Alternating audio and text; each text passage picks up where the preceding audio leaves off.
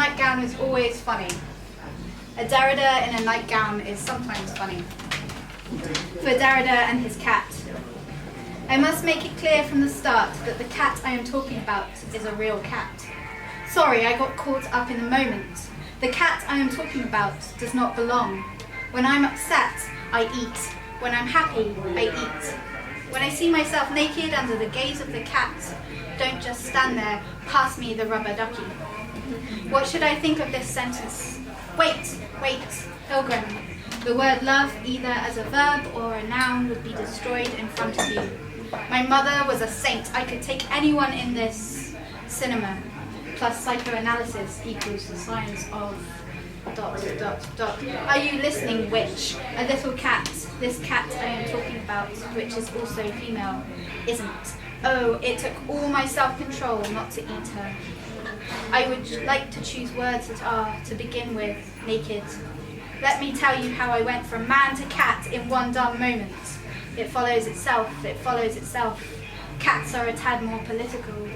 I have trouble repressing a reflex dictated by a modesty. What do you have to do around here to get something dead? I let speak or let pass a little hedgehog, a suckling hedgehog. As an artist, I'm sensitive about these things. For thinking concerning the animal, if there is such a thing, derives from poetry. Unless you happen to be in the Bermuda Triangle. A certain animal nude before the other animal. Woof, woof, I mean meow, meow. The gaze of a seer, a visionary, or extra-lucid blind person. I'm invisible, and you can't catch me. I must, once more, return to the malaise of this scene. Curse my sarcastic nature, one thought that keeps me spellbound. Dress myself, even a little. Trust me. All cats talk. Do you believe me? I run out of the room, as if I were chasing myself, locked out without his clothes, brain the size of a marble, and speak of the beast of the apocalypse. I'm a cat. I'm curious. So kill me.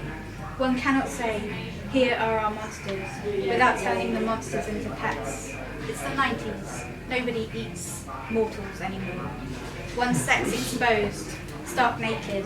That's deep, Daddy-o.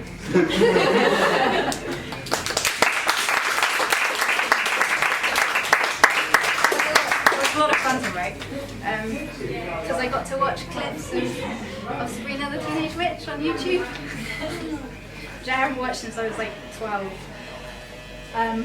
Okay, so in your wonderful introduction, thank you very much, Joe and Sarah, for inviting me tonight, because I've been watching this night on YouTube from Cornwall, from afar, for ages, and I love it. And I'm so happy to be here. And thank you for that, introducing me, because a lot of this is about God, death, Christ, and ontology, sort of.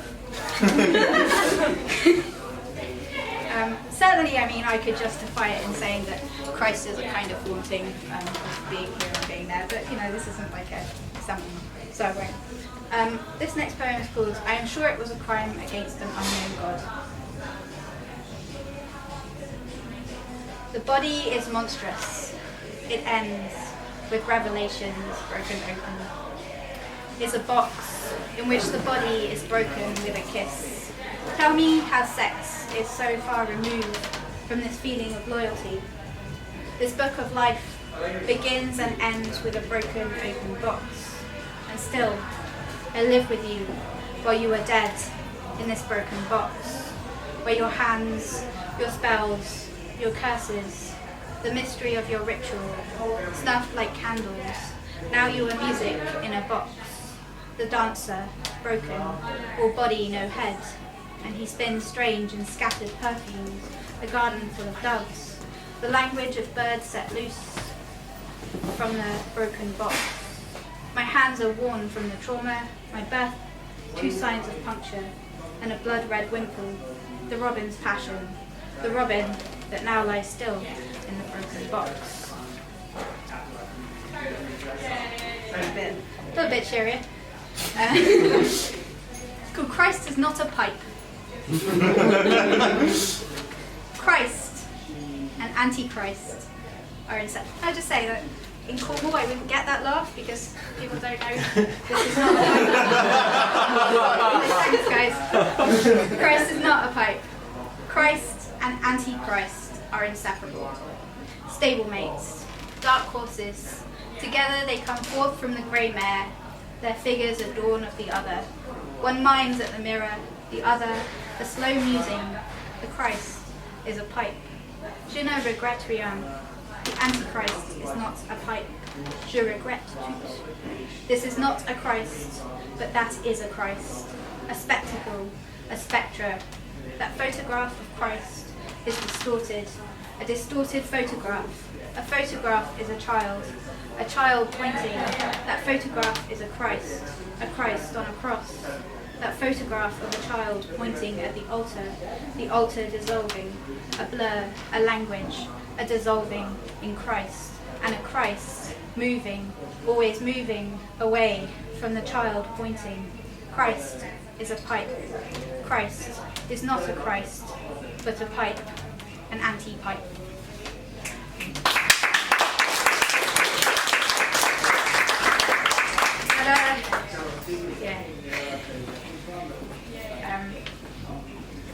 Kind of on theme. The Merry Game. So this is kind of like about photography, and obviously photography's got a massive element of ontology about it, like the presence of someone who's no longer there. And because I'm doing a PhD, I was reading Barthes. It's called The Merry Game. Also, I'm kind of going for like the number of times I can get Christ into a line, and hoping that they come up with a competition with that. I reckon I could do it. Although, you know, if Jeffrey Hill was alive, you know, beat me to it. The Merry Game. Photograph. Christ is dead, but lives again in chemical revelation, mark making, turning of wood, carved hands, double exposure, two referents. Trans-temporal tripod, the artist Veronica spooked in the dark room Christ is leaving. 2. Negative. Christ is alive, but dies in situ with the swan. A small boy runs with apples from the windfall, moves through frames in sequence, corners blunted, eventual truth, Vera, concealed in the album Christ is arriving. So I'm going to read a little sequence. Sorry, Joe and Sarah, you have actually seen me read this. But it is about a witch who was there, but wasn't there, who was there, but wasn't there. Which is kind of on theme. But not really. But it's about a witch, and it's Halloween, and Sarah wore a pumpkin hat. And the witch is Jesus' sister. Because my PhD is on heresy. Jesus' sister, V. Era on ice. Oh, I see through you, oh. Now I see Irene, she grows. Veronica. Vera's lecture on icons. Now is Yona. But tomorrow's Yona is Maitreya writing over. Yona is her writing over. Vera now is a Yona bird. Yona then was a Yona bird, dovetailed, perched now, in the teeth of a cheetah's then. She is Maitreya, opening and closing her beak, only now, not then. And Yonic structure, goddess sister, in scriptures, J-O-Na, no, Yona, bent low, Yona teasing cheetahs with her index finger. Yona, you know, Yona, you don't know. Yona or Veronica, you don't know them, now or then. Yona in conversion. Dove alighting and Speedwell eyes bright. Vera's spine twists, she and her body break a line, filters and leans toward heaven. We'll call her Yona. Yona is peace, is dove. Yona is Yona, acute and sexual. Yona is a smart girl. Yona is used or will be by school children. We'll call her Yona Dove, like a movie queen. Yona calls you. Yona's yes you. Yes you. Rest in peace you. Yes you bless you. Why has Yona ceased to sing? Why has Yesu ceased? Yona Yukaru. Yona plays kazoo, makes you swear duck whistle. Yona makes bless you smile. Last smile, crown of thorns. Last smiles, sacred heart, succored from heat. Hot emoticons of sister blowing kisses, like bubbles, like wire, cutting sky, like wearing sunsets, lick moons, like daytime's lucky horizon blouse. Yona's eschaton. Yona's gone crazed, shot herself, and ended her days before Yesu's end of days. Bless you suffers a witch, a sister's itch. A Yona dove she is, a witch all sorter of words, or woods, like cottage, or edgeland, or village, places where fishing occurs, like from a third floor window. Oh, you know, where Yona is a woman, and a woman is acting dogs dancing, and women preaching.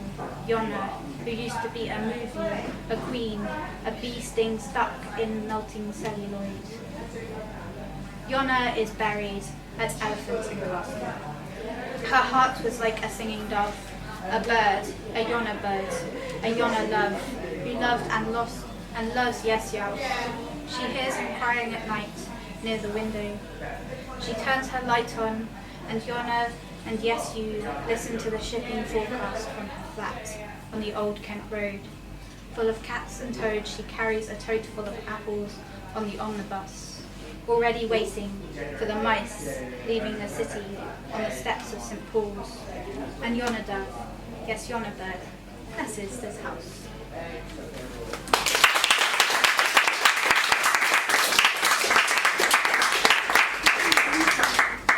Bit intense, but about a witch.